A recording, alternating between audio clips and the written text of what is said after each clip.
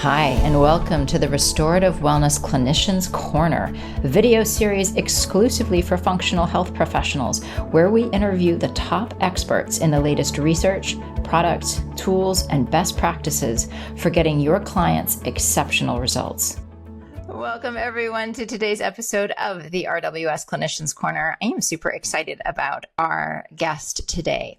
We are going to be chatting with Jennifer Payeur all about the healing powers of plants, but I'm going to bet an aspect of plants that most of us, I know definitely for me, was brand new.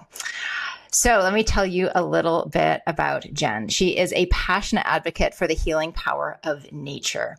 After experiencing a life-threatening health issue, she left a 29-year career as an executive in financial services and embarked on a journey of self-discovery, reconnecting with the inherent healing properties of plants. In 2019, she founded Nature Provides, which is an innovative plant stem cell company. Her mission is to educate and empower others on how these unique plant remedies detoxify, strengthen, and rejuvenate the cells in the body, bringing vibrant health to the individual. She wrote a book called Ancient Plant Wisdom. I got it right here. It is awesome. How to improve and maintain your health using concentrated plant stem cell remedies. And she filmed a documentary titled Nature Provides, The Ancient Wisdom of Plant Stem Cells, out March 2025. So hot off the presses, in support of her mission to educate others healing holistically. Jen, thank you so much for joining us. It is such an honor to be here with you. Thank you so much for having me here. I want to start off. So from financial services to the healing power of plants. Walk us through that story. Yeah, I was a very connected child. So I was the kid that was outside climbing trees in the creek, laying in the grass at night, looking up at the stars, looking at the clouds, what animal shapes that they made. And then I found myself when I went to college, I was studying finance. I really wanted to be a doctor and started down that path and realized, I'm not really sure this is my path. And then I wanted to be a psychiatrist. So somewhere in there is all about helping people. Right. And I ended up in finance because I was really good with math. And I graduated and I was sitting in an office 10, 12, 14, sometimes 20 hours a day under fluorescent lights in front of a computer, sitting at a desk. And I think I just started shrinking. I really lost that connection to the natural world. And I was very successful with what I did. I was traveling all the time, but the stress, the long hours, and really not being aligned to my purpose took its toll on me. And I had two major health crises. The first one in 2008 that took me, I went to a 4-year healing school, hands-on healing school, studied 2 years with the 13 indigenous grandmothers. So from 2008 to 2015, I was like full on into the natural world while I was still working.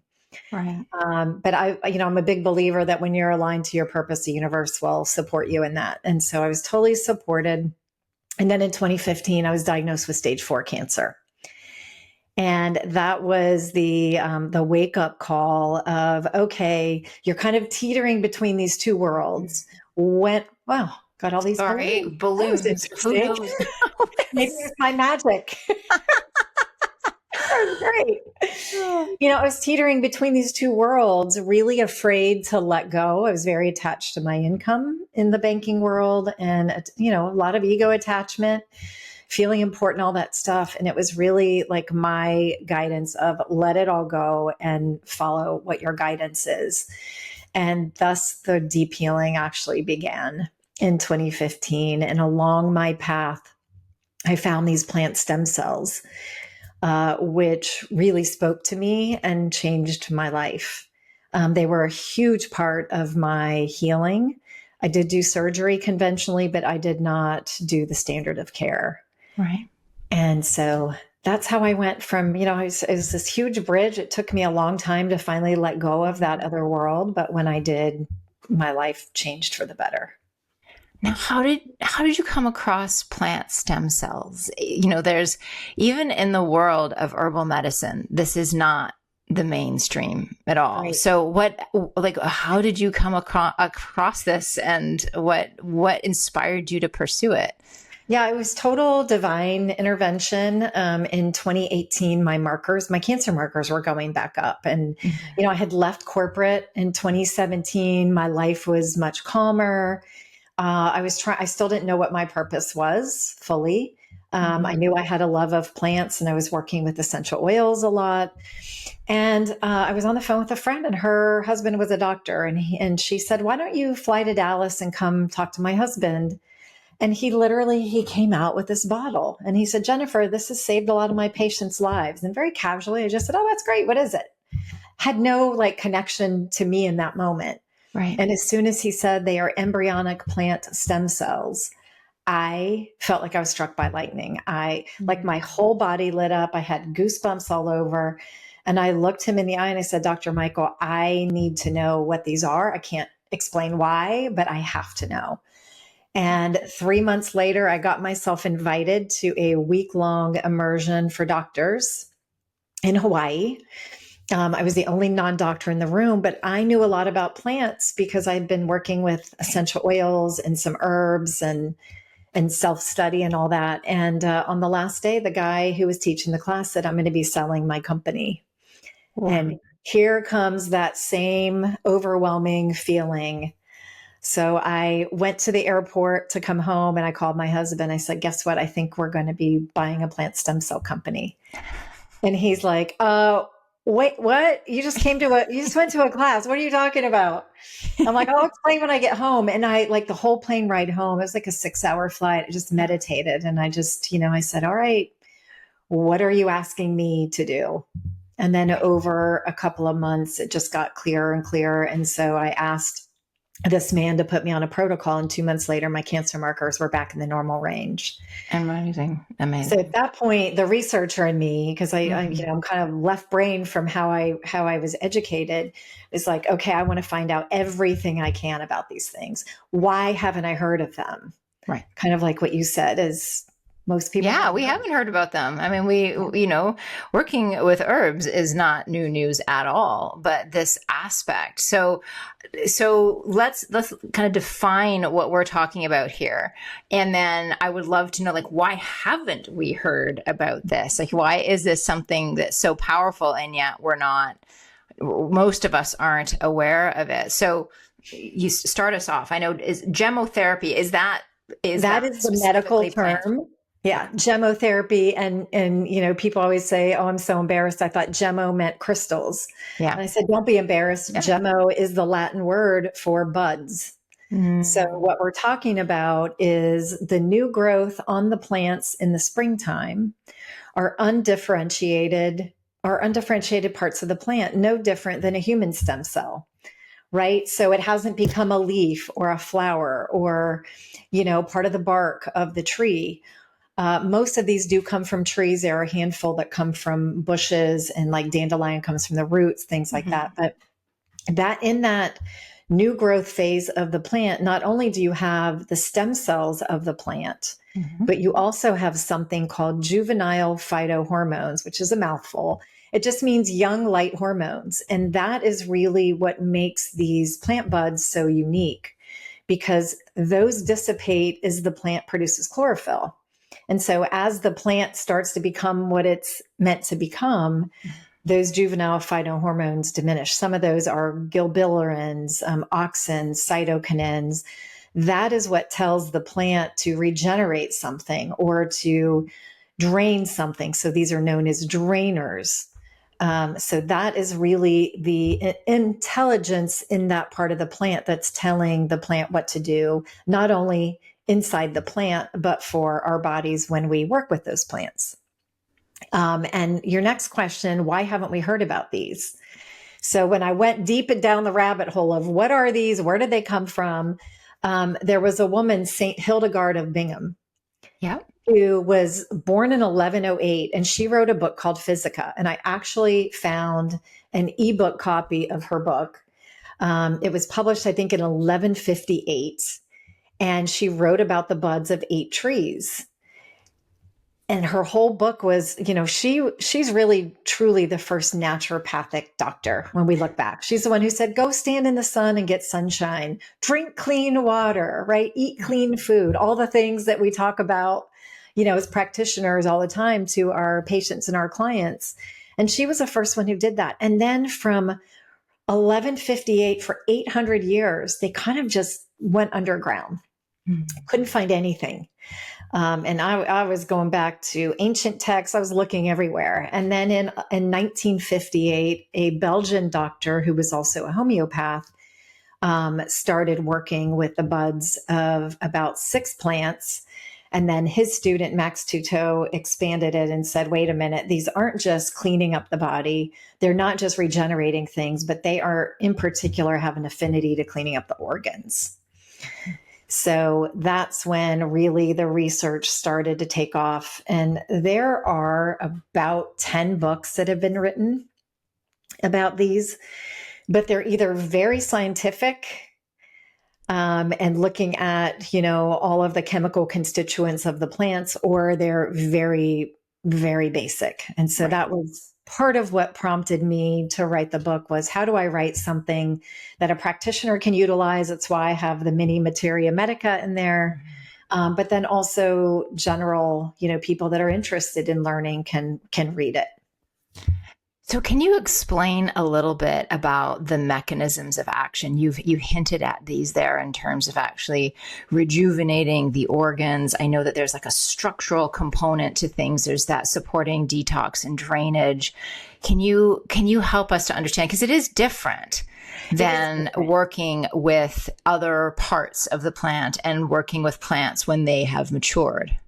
Yes, absolutely. And the analogy I've been using lately is if an adult herb and homeopathy had a baby, this would be it, because it has an energetic impact because of those juvenile phytohormones. And I'll give a little bit more of the science that Dr. Canillo, my mentor, and also our scientific director, found by accident or by divine guidance.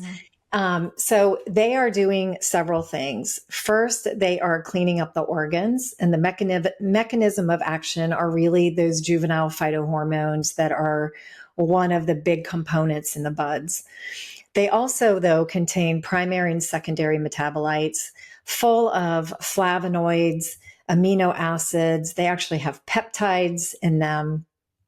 And the way that our supplier makes them is they're also spagyric.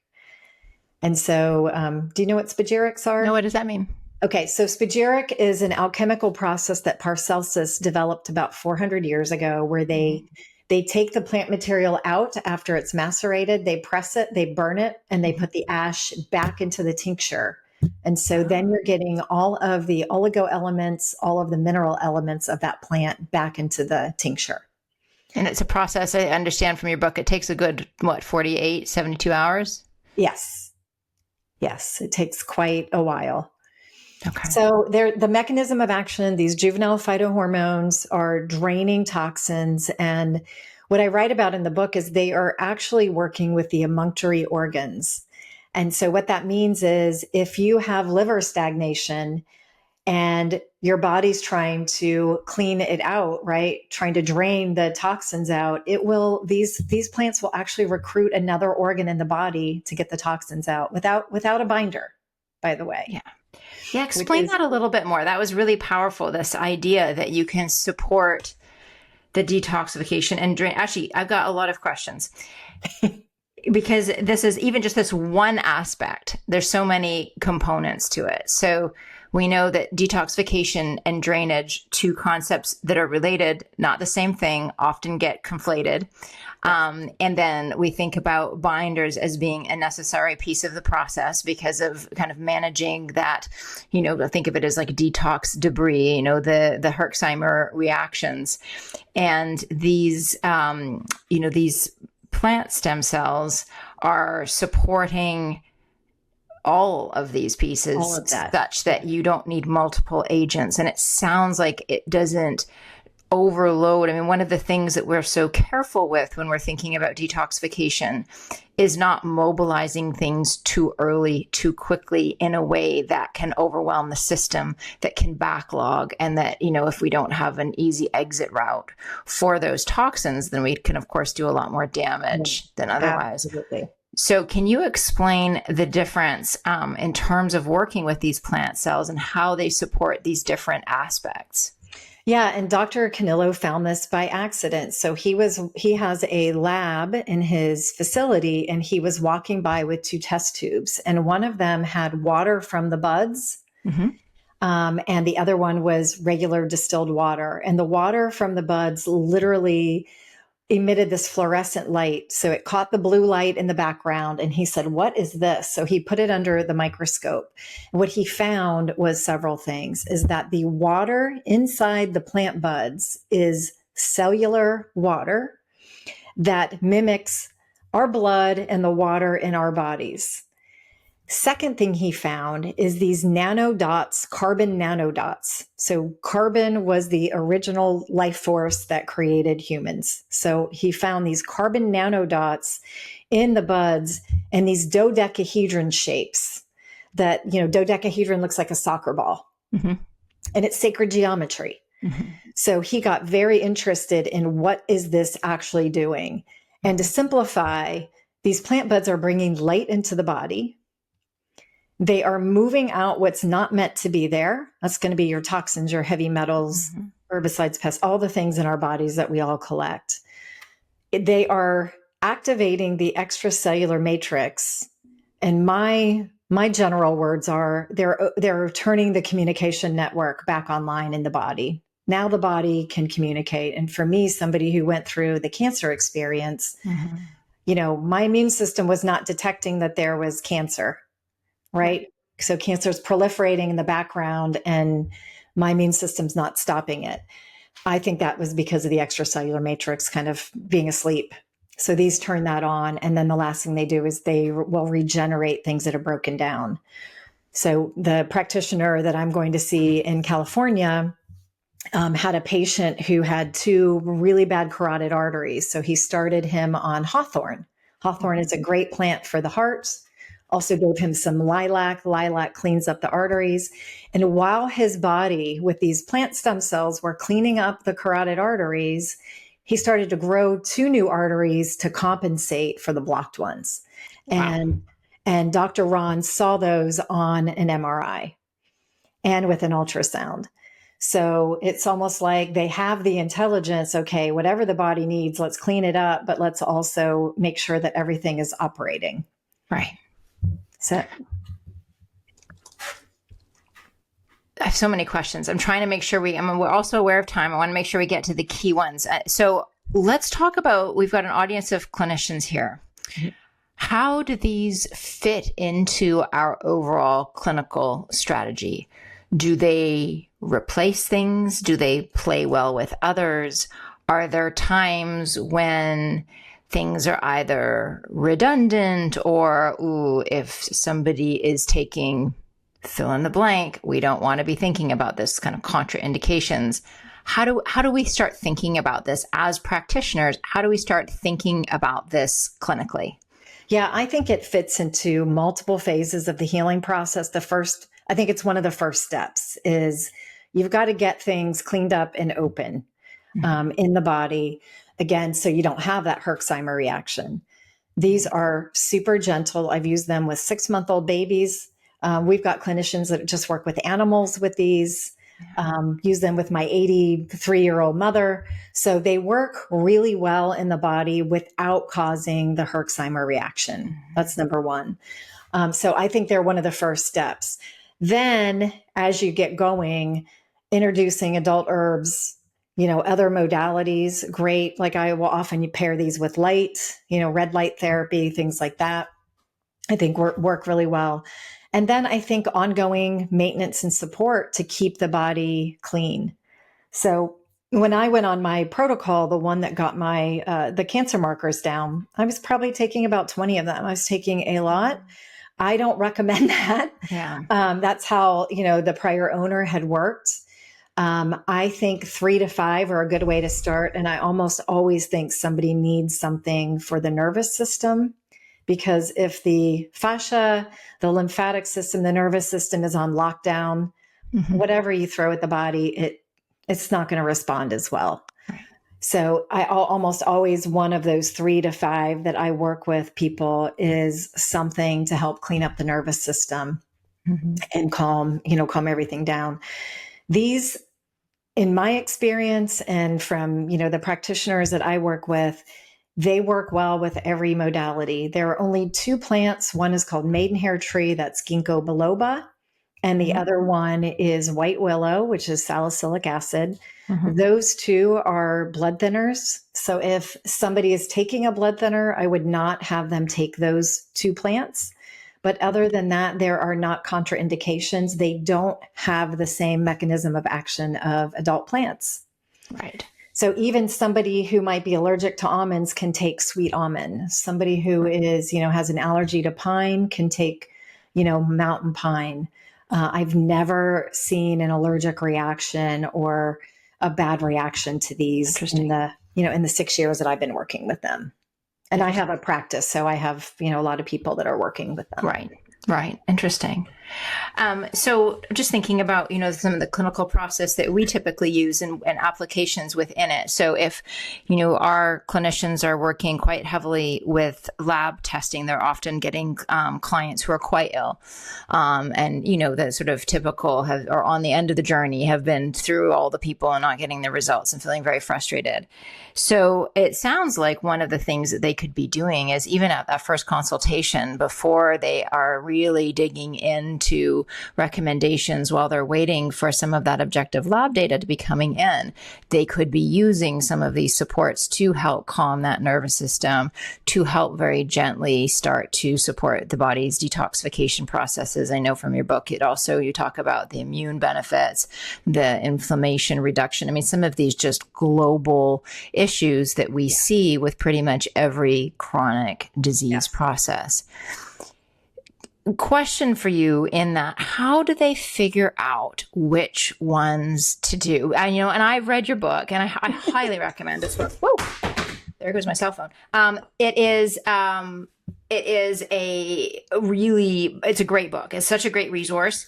And you have this materia medica in there. And I was like, I want that one. I want that one. I want that one.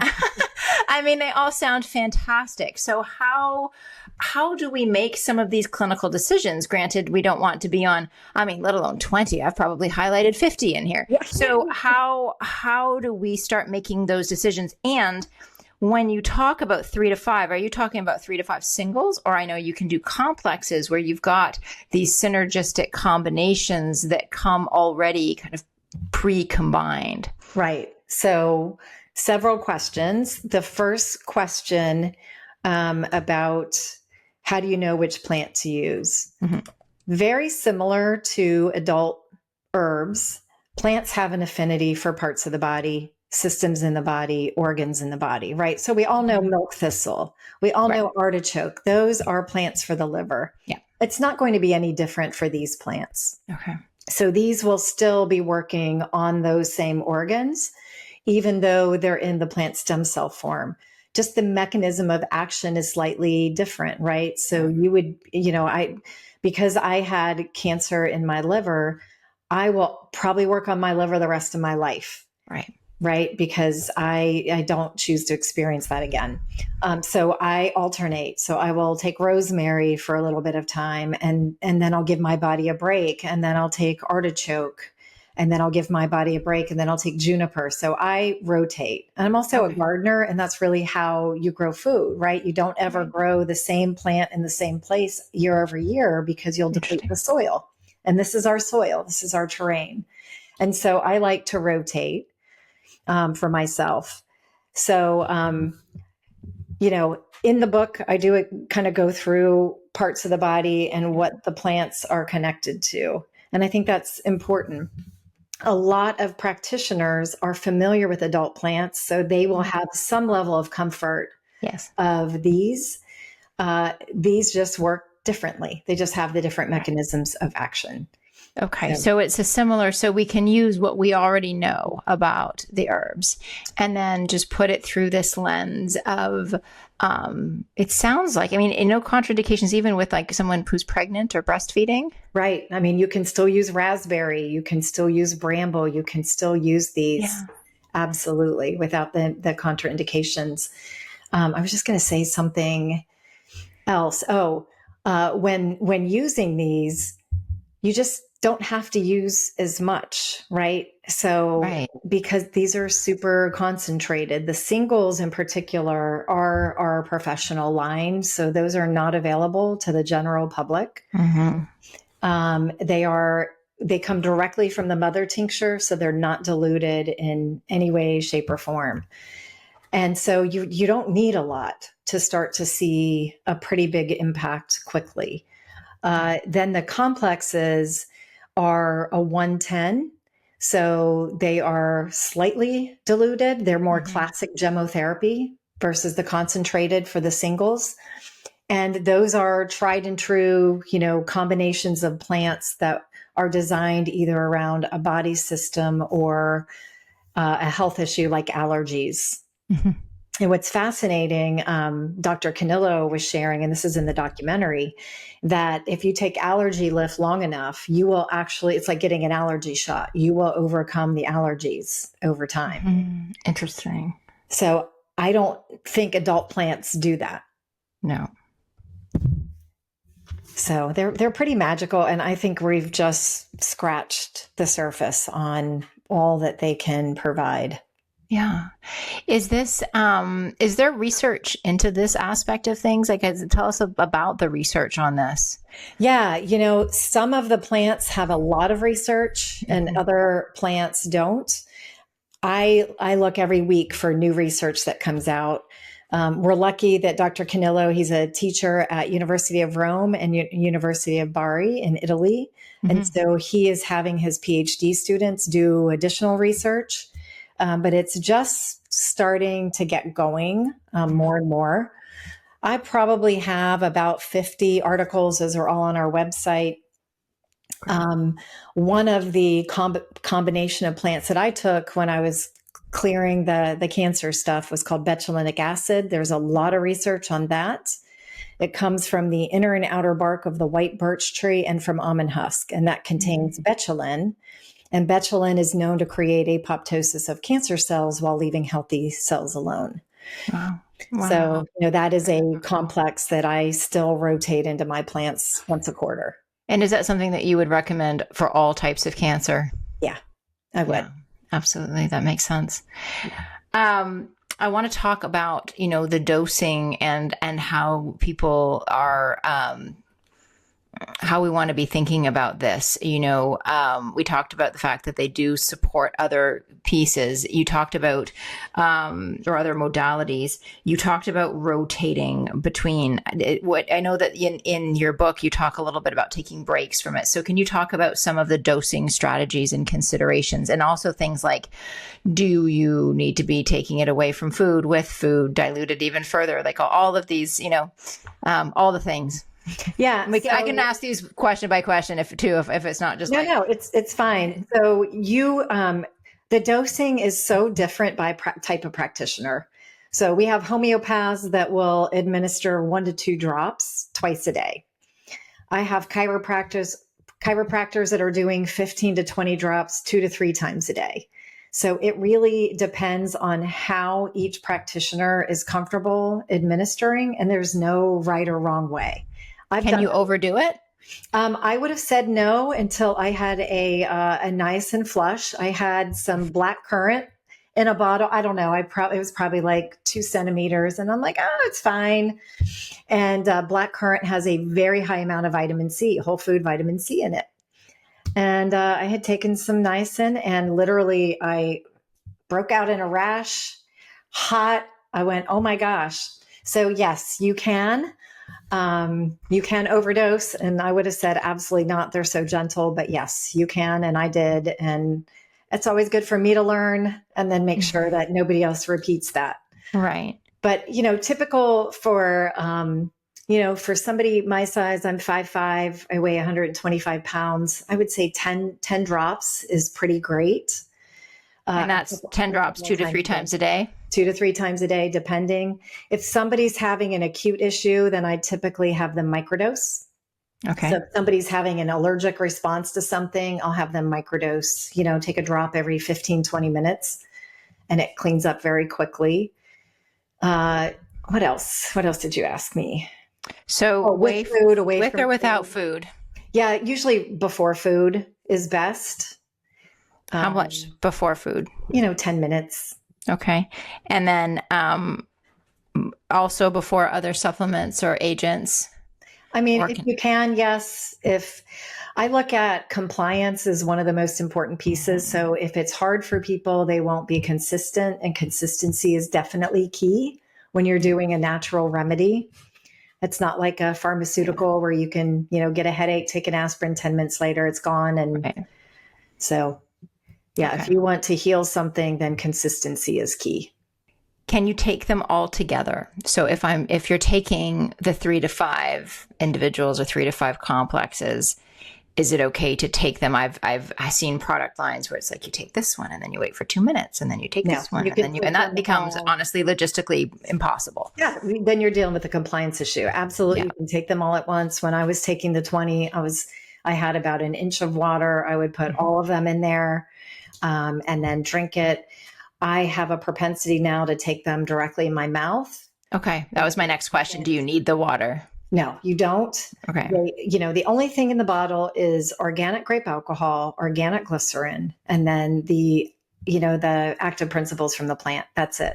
Okay. So for some people, the organic grape alcohol can be a little too spicy. It doesn't bother me at all, especially at low doses. So I think it's the preferred way to take them if you can. And if you can't, water's fine. Okay. Excellent. And now you've answered my questions there. Oh, I know. Sublingual. Do we need to do that or hold it in the mouth, or it can just go in and be done? Yep. I mean, I hold them in my mouth for probably 20 seconds. You don't have to do that.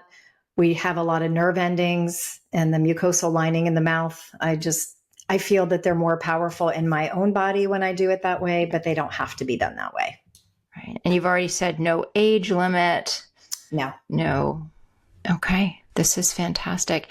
Now, how long should they be taken? So if we're going to be thinking about rotating and taking them for a certain, do we take them, weekly, like 5 days a week on and 2 days off? Or how do we think about structuring that over the duration of the protocol? I think it's good to take it for 60 to 90 days if you're dealing with a chronic issue that somebody has had for a long period of time. Okay. I'd say 60 to 90 days, then you take a break, you take a month off, and then you may need to do another, 30 to 60 days.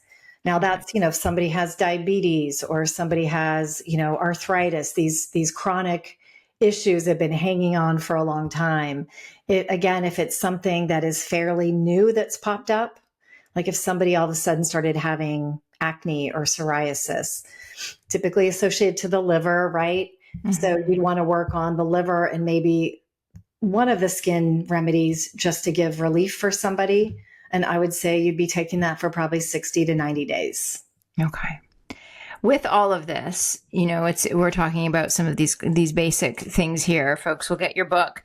Hopefully start playing around with these products. Do you have practitioner resources that they can either, book a session with you or, ask questions of somebody, a rep or somebody to help them figure out? Because I would imagine just like with any new type of healing strategy, it takes a minute to get really comfortable and fluent in the applications and finding your own personal style and timing and all of those kinds of things. Do you have those kinds of resources available for folks? We do. And because education is my main purpose, I have a monthly webinar that one of our practitioners will come in and give, and it's either focused on a body system or an issue. So we've had women's health issues, we've had oncology, cardiovascular, and usually the one doing the webinar will go through, here's how the cardiovascular system works. This is why it matters. Here are the pathologies that often happen. And then here are the plants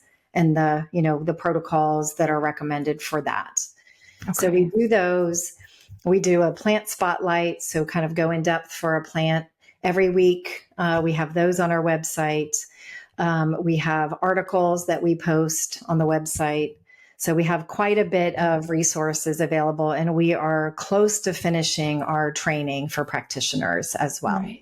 Awesome. I know. Please let us know when that is done. I'm sure you will have some takers here for sure.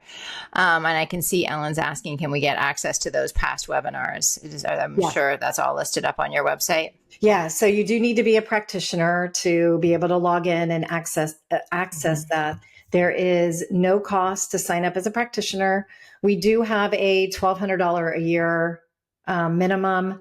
We've not been great at upholding that, but really, it's to get this information out to people. So we'll work with absolutely. People. So it's not for personal use only. It's for really like you're working with clients. You're using these tools actively. That makes good sense.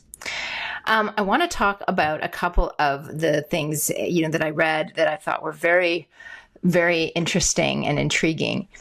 One is the idea of how effective these can be in hormone balancing. And I believe somewhere you said that it can be as effective as HRT. So can you talk to us a little bit about that?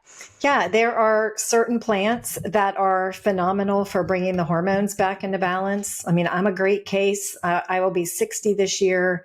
I had the hot flashes, all the things. I had Hashimoto's. All of those have disappeared with me using these plants. So raspberry, is the ultimate woman's plant. Bramble is another great plant for females. And then I'm going to do a disclaimer here after I mention these plants. Hops is another great plant for hormones. And then we have two complexes. One is called Change of Life, and the other one is HPO Balance, which is hypothalamus, pituitary, ovarian axis. So those three areas. Okay. One of the interesting things that I've really kind of been diving into recently is, in many ways, we've taken an allopathic model, which is a one size fits all, and we've brought it over to the holistic side and said, okay, you have hot flashes, we must give you raspberry, we must give you hops. And what I find is what works for me may not work for you. Right? Because you may have hot flashes for a different reason than me. And so that's why, because people say, why do you have so many plants for the liver? Why do you have so many plants for hormones? Because we're all different, right? We do have tester kits. So we have something called a kinetest for those practitioners that do muscle testing. So you would get, a vial of each of the plants, and that works really well for a lot of practitioners. And then, sometimes it is trial and error. Now, I have a woman a practitioner who buys hops by the case. I tried hops. It didn't work for me. Right. So some of it is learning and understanding, where things are originating from. Well, I really love that you address that piece. I call what you're describing there, I call that green allopathy, where we're still taking kind of the symptom management model, and instead of using meds, we're using natural agents, be they plant stem cells or nutrients or other herbs or what have you. And that can be helpful and effective and a step in the right direction. But I think what's more powerful is asking those deeper questions of what imbalances are driving that symptom manifestation.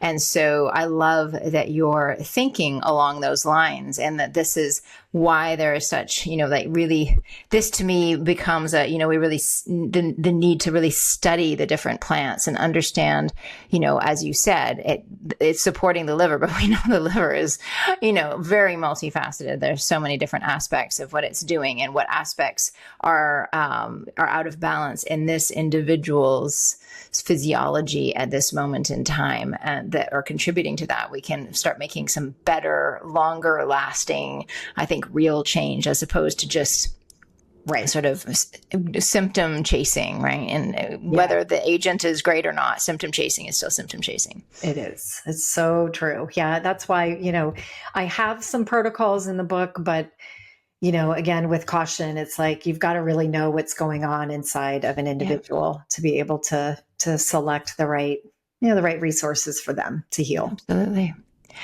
Another concept I want to ask about here, and then I see we've got many, many questions here for sort of different things. So I'll go through them and we can see if we can knock out some answers to them as best as possible. But you talk about health coherence and the energetic properties, and you alluded to this a little bit at the beginning of our conversation.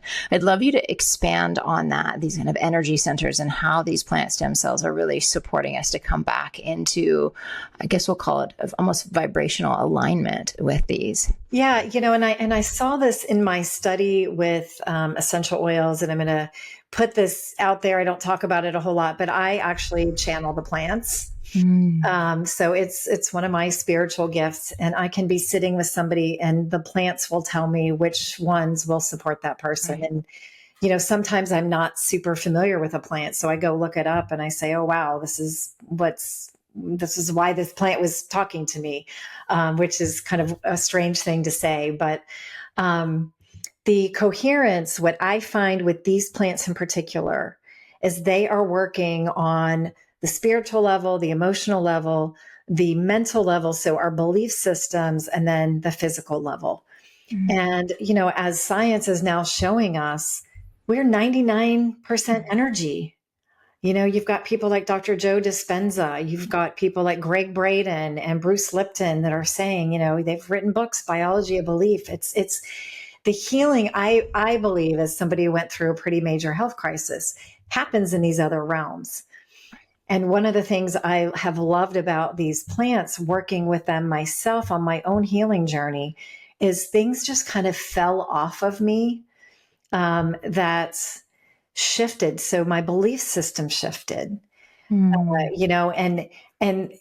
in the cancer world, there's this, energy of, you've got to fight it. You're at war, you've got to kill it off and all these things. And these plants were like, no, you've got to love yourself.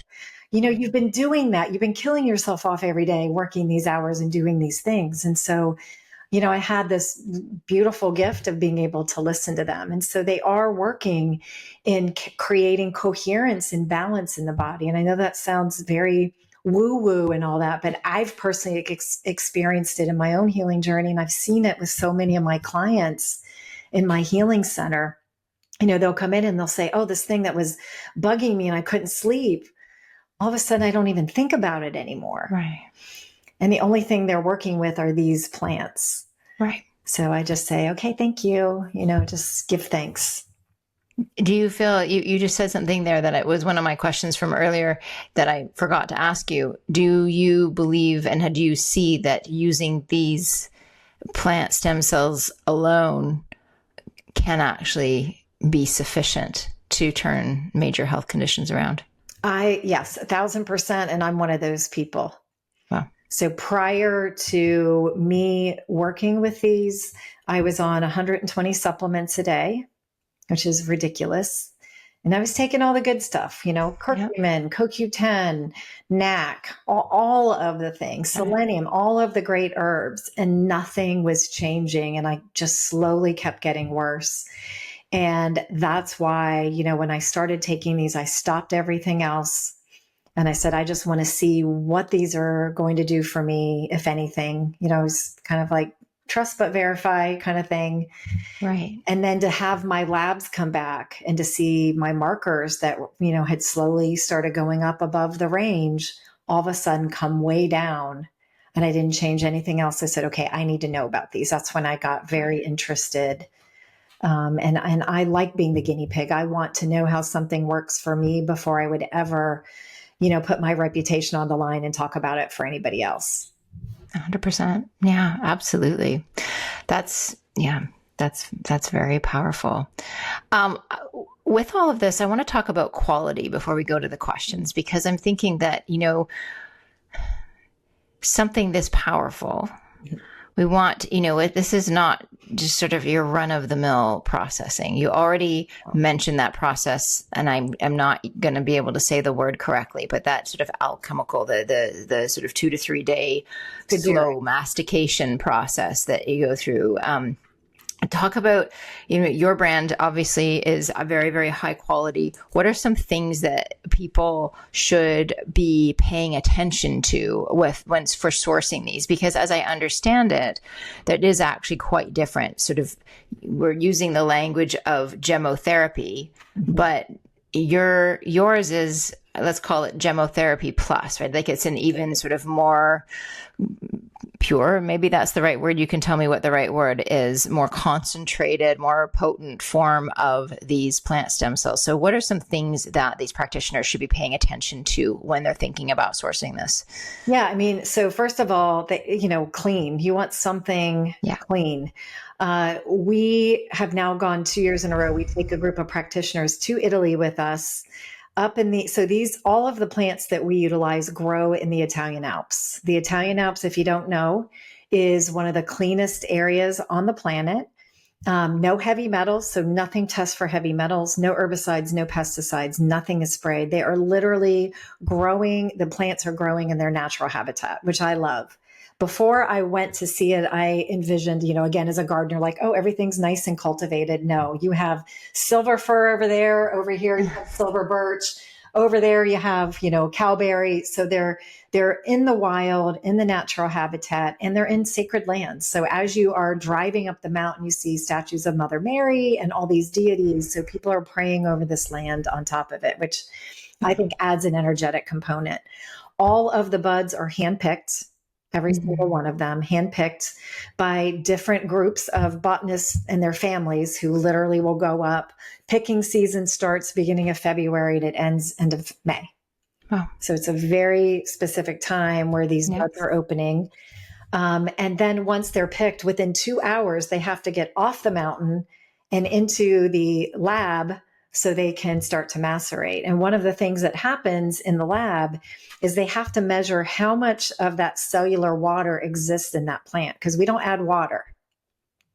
So let's say, cowberry has 20%. In order to get the ratios of the organic grape alcohol and organic glycerin correct, they've got to know how much water is in that bud. Wow. Or in that part of the plant. So amazing. There's a lot of science that goes behind it. Yeah. They macerate for about 30 days, 25, 30 days. Oh, 25, 30 days. I'm saying 30 hours. Okay.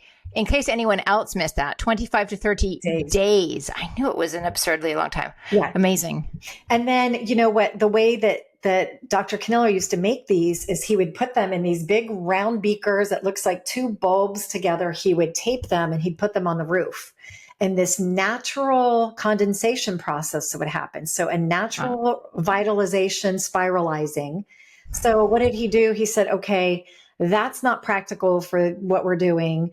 I've got to create a machine. So he created a machine that is pressurized, that creates this cooling process. So nothing is heated. It's just the natural condensation process that happens. And then the plant materials burn, the ashes put back in. And so then it's spiralized naturally. And then it's bottled and shipped. So there are about 4 to maybe 5 companies in the world doing this. They're all in Europe because, and as a business person, I often get told by consultants like, oh, you need somebody in the US to do this. Well, first of all, you would never find, at least from what I've experienced, anything this sacred and intentional and hand done along every step in the process. And second, we have plants that grow in different parts of the country. So I would need a facility in Maine. I'd need one in Florida. I'd need one in California, right? The expense would go up significantly and you would never find anybody interested in hand picking. And you shared in your book that these are actually dispensed by medical doctors in Europe. They are. So in Europe, they're under the European Pharmacopoeia. You cannot buy them online anywhere. It either has to be a doctor or a pharmacy. And a lot of the pharmacies in Europe are very herb focused, but you have to have a prescription to go get it from a pharmacy. Well, that says something right there about efficacy and potency. Yes, 100%. Yeah, 100%. That's really fascinating. Yeah. There are lots of application questions in the chat, and I'm going to get in trouble if I don't ask you some of these. So let's kind of push through these. What do you recommend for breast cancer ERPR positive. You already mentioned the Betulinic acid for yes. sure. If somebody is doing chemotherapy, we have something called Parvita. It is from the feverfew plant. And that one, honestly, I need to find out. I'm going to see Dr. Canillo on Thursday, why it actually works even better when somebody's doing chemotherapy. Interesting. I don't know why the mechanism of action works that way, but they've got the science behind it. So I'll find that out. And then I would probably do something like a raspberry to try to, to start balancing the hormones in the body. So those, most likely there is, I don't know for sure, but some type of thyroid issue. So I may do lymph health, something like that. I may do something with the lymph as well. Okay. Fascinating.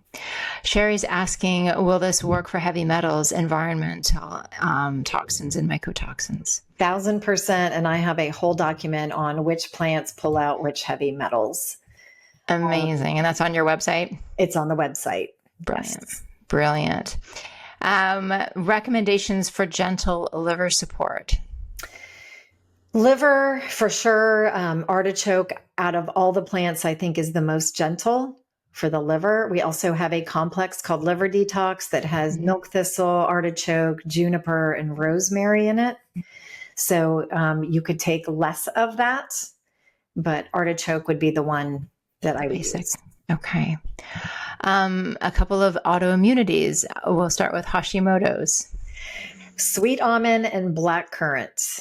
So if you're not familiar with blackcurrant, it's fascinating. In the UK, they have blackcurrant tea.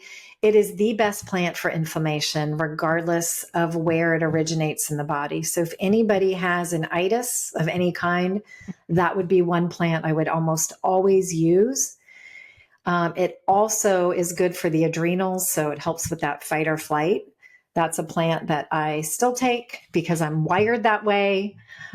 So I would always use that. And then sweet almond would be the other plant. And those were the two plants that I took. I was on NP thyroid and Armour thyroid for about 8 years. And I got off all of that about 5 years ago. Incredible.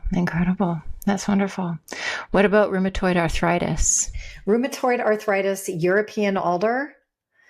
Which is a phenomenal plant. It's really good also at cleaning up heavy metals. I would also use the blackcurrant with that one. Those would be the two that I would use. And then mountain pine would be the third one. Okay, excellent. Hey practitioners, can we have an honest chat about fertility cases for a minute?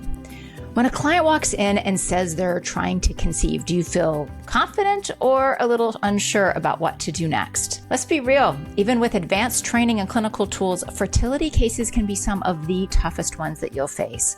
There is so much going on beneath the surface, and when your clients aren't getting the results they want, it's hard not to wonder if you're missing something. Here at Restorative Wellness Solutions, we want to make sure you feel 100% confident and well-equipped to help every single fertility case that walks through your door. That's why we're inviting you to join us for a free 3-part live fertility masterclass series where we'll walk you through how to tackle even the most complex cases step by step. We're covering everything from laying solid nutritional foundations to figuring out which tests to run to using simple sex-specific tools that help your clients get better results. Whether you're brand new to fertility or you're looking to go deeper, this series will give you a practical clinical framework that you can start putting into practice right away. So don't wait. Head to the show notes, click the link for Precision Nutrition for Fertility, and grab your free spot now. You and your clients will be so grateful that you did. I'm sure folks would love to sit here and just keep asking questions all day long. Well, I wanted to do a Q&A at some point, if anybody. And I do those, every couple of months for the practitioners. That would be wonderful. What I want to ask, so you've got some offers here. There's different ways. We've got people asking for the documentary. So let's walk through. You've got so many different amazing resources. So the book, Ancient Plant Wisdom. What's the byline? How to improve and maintain your health using concentrated plant stem cell remedies. fantastic starting point. Tell us about the documentary and where folks can find that. Yeah, so you can find the documentary on the website. There's a banner when you hit the landing page. You just click on it. You can put your information in there and you'll get access to it. And the website is natureprovides.com? Yep, with a dash in between. If you don't nature-provides.com. I'm just throwing that in the chat. So everyone who's here, you've got the link there in the chat. And the documentary is a lot about my healing journey, how I found the plant stem cells, a little bit about the science behind them. We've got about 6 practitioners that share how they're utilizing them in their practice. And then the second episode will come out in the fall, and that will be all practitioner based of their experience, some case studies, how they've worked with their patients. So you can find it there. So you find both of those. And then again, a whole bunch of other resources. If you want to register as a practitioner, you can just go to the practitioner blue box at the top of the landing page and click on register as a practitioner. And then you'll get access to everything. Perfect. And just one thing to add, Margaret, that we do. Yeah. So you can order directly online and keep in your clinic or your storefront. Number 2, you can drop ship directly to your patients at no charge. And number 3, kind of like a full scripts, you can send your patient to the website to register under you as a practitioner, and then you can tell them what to go order, because a typical consumer cannot come to the website and order. For those of you who are listening to this on the podcast, we have a great discount for you for RWS 10. That's going to give you 10% off of your first order. And I think that's really important to note that this is really for practitioners. Do you have a list of, what I'm going to say is I'm hoping that our practitioners learn how to use these tools and become great sources of support for those who might be consumers and not practitioners who are wanting to use these. But I'm assuming that if somebody who is a consumer arrives on your landing page, you have a directory where people can go find somebody to work with. We have a find a practitioner tool, and they can go in there and find somebody to work with. Excellent. Oh my goodness. Jen, thank you so much for sharing everything that you've shared. And really, like this, when you described at the beginning that, the resources on plant stem cell therapies are either way too basic or way too complex, I can tell you all, not having read the others, but I can tell you all that you have achieved something here that is clinically highly relevant for practitioners, accessible for somebody who is coming to this and just wanting to understand what it is. But it is one of the, you've done something that is rare and hard to do, which gives enough information where people can dig in deeper within your book if they want, but also gives enough of the basics where people can kind of go lightly through and just get the pieces that are relevant to them in their scenario. So congratulations on fantastic book. I don't say that lightly. I'm picky about these things. I'm excited personally to start experimenting with these and adding them to my own clinical toolkit, both for myself and any clients. So thank you so much for everything that you're doing. Yeah, such an honor to be here. And thank you to all of you for listening. And I hope this was valuable. And if you want to learn more, please reach out. So nature-provides.com. Socials? Yep. Nature Provides Us on Instagram. Nature Provides on Facebook. Yeah, those are the 2 main ones. Perfect. And we'll, of course, include all of these links in our show notes. Thank you so much, Jen. And thank you, everyone, for being here today. We will see you next time. Have a great rest of your day. Thank you.